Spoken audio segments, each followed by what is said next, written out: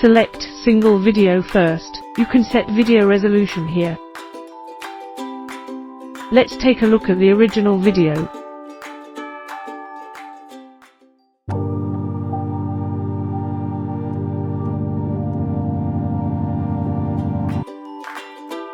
Add the video to AiDubber.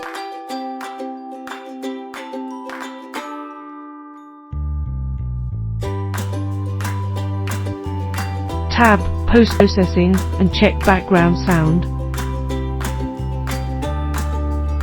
Put your background music files in a folder. Click Music folder and choose the Music Background folder. Don't forget check Cover, then click Start.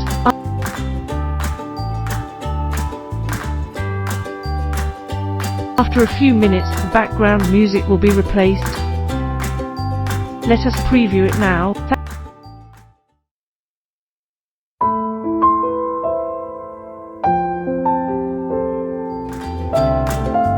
Thanks for watching. See you next time.